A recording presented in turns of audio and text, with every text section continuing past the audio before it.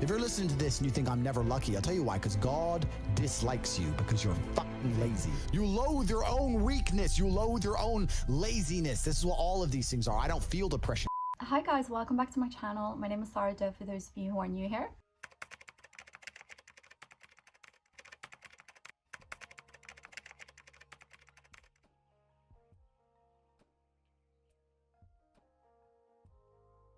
The leftist ideology is actually very prominent in universities, colleges. Andrew Tate is a comedian. He plays a role, he's entertaining, and that is why people watch him.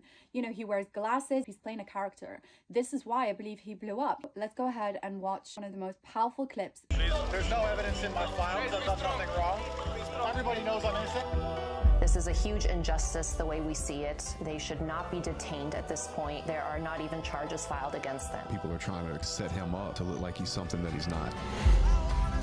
I mean the best for people. I want everyone to be successful. I want the world to be a better place. And I think the world's a better place based on the back of strong men who stand up for what they believe in. I think that's how the world's always been a better place. The Matrix programming says the opposite. They're telling us that to be a better place, all the men need to be weaklings and compassionate without any morals or without any hard lines or beliefs. And they must talk in a very, very soft way. And we need to be very, very compassionate and very, very tolerant and all these things. But if you look at history, the only times things were peaceful and nice is when strong men stood up with their swords and said, no, this is mine and this works this way. And no one's going to come fuck with it. I think that masculinity and strength is what makes things beautiful. It's what preserves things, and it's what we need more of. For the people watching at home, they just need to sit and understand that the system does not make rules for the good of you. It makes rules for the good of the people who make the rules. And a lot of the life paths laid out to the average man at home today is not for their own good. It's only going to lead them to depression and misery. Do you think you're a force for good? I absolutely not really know I'm a force for good because I'm a force for truth. And truth is a good thing. Without truth, we're going to end up in absolute tyranny and slavery, and we're already on our way there. I think there's a whole swath of the population, especially young men, that feel disenfranchised.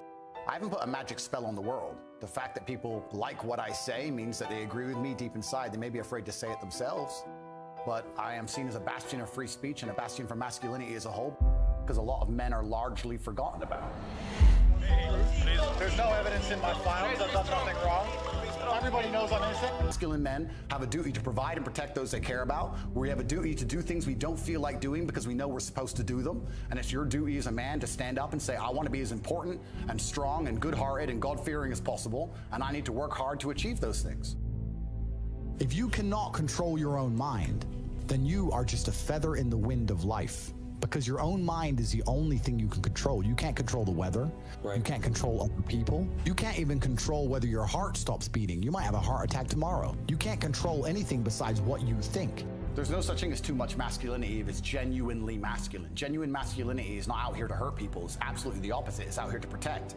And when bad things happen, they call traditionally masculine men. If you need a firefighter, you need a masculine man. When you call the police because of the problem you have, you want masculine men. And as soon as a woman or a man is in trouble, when you look for backup, you...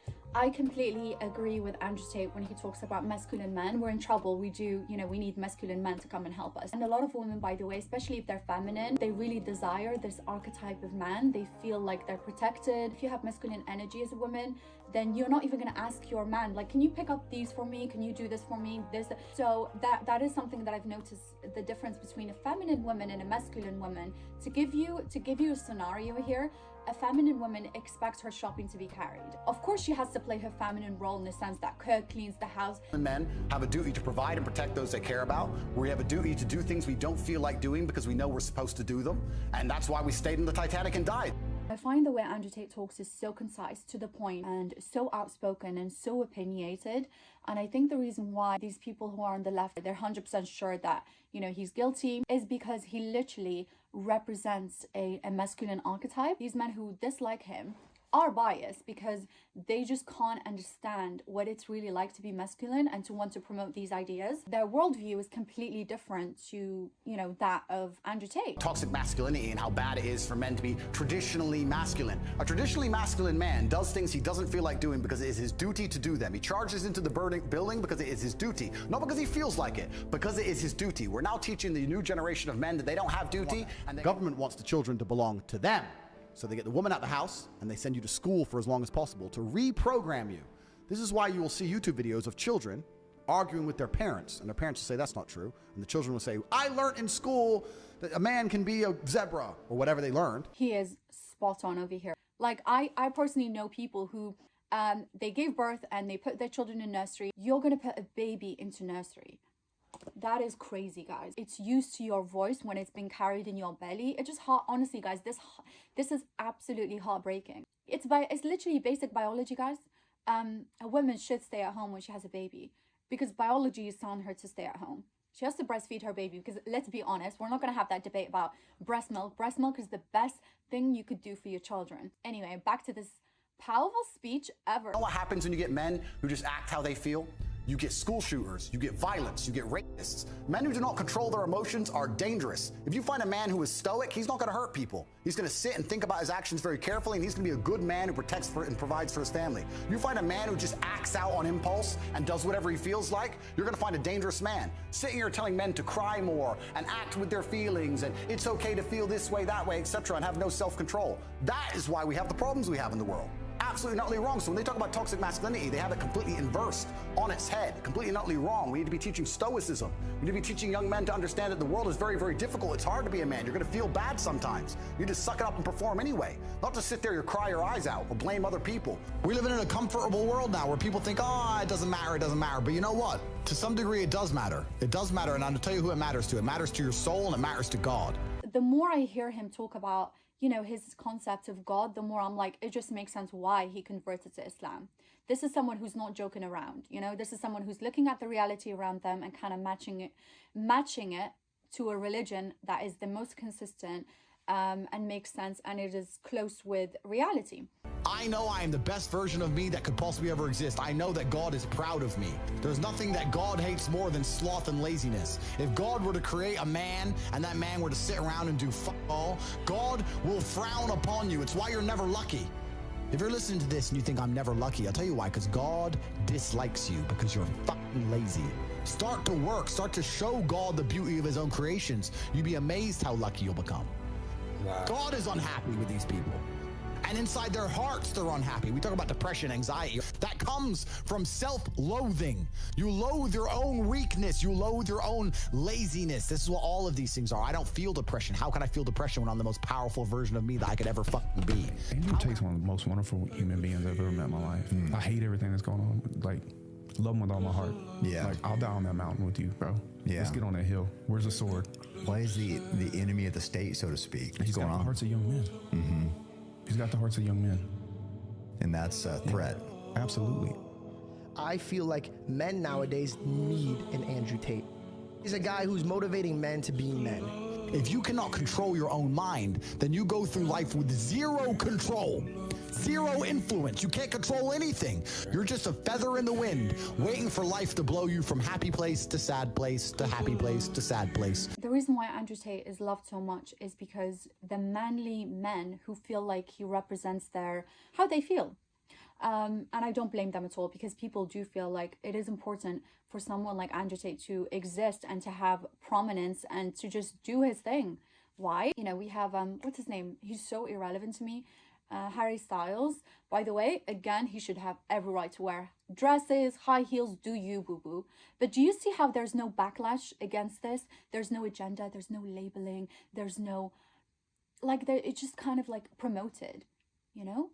And that is because they're trying to feminize men. So I do believe if someone like Harry Styles wears what he wants and he's proud and he's trying to push, I guess, acceptance towards that, he should have every right. But then equally, so does Andrew Tate.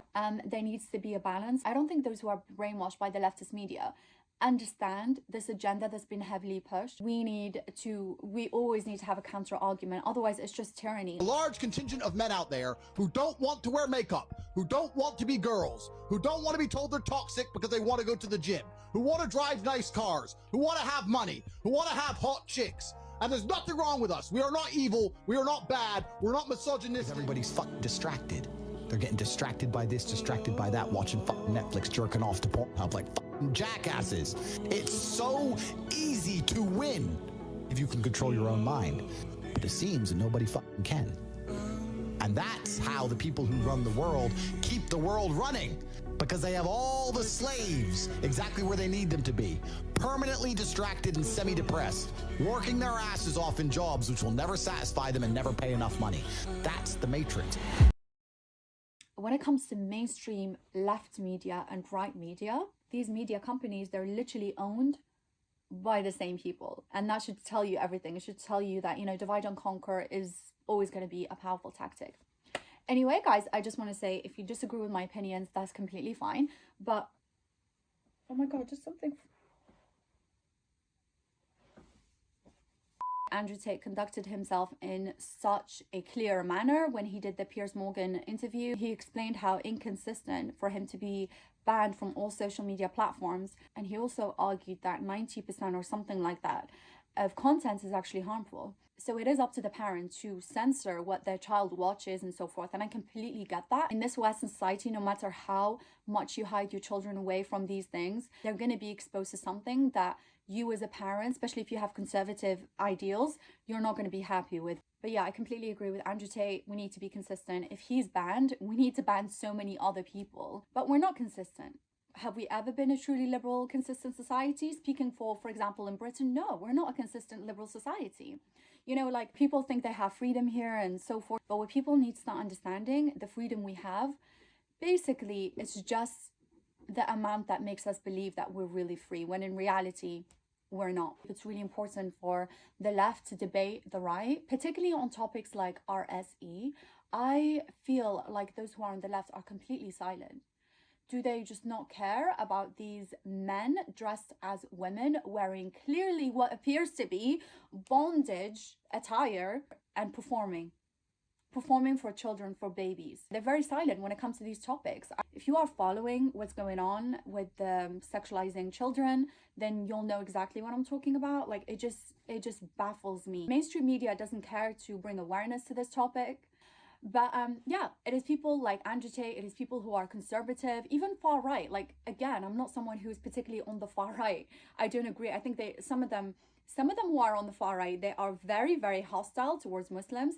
And it just baffles me, because a lot of these people who are far right are also Christians. It makes me think, like, bro, do you not read the Bible? I remember when I was in university, we spoke briefly about cancel culture, but the way that it was sold to us, again, universities are particularly on the left, the way that it was sold to us is as if, like, it's always the conservatives who is trying to censor people.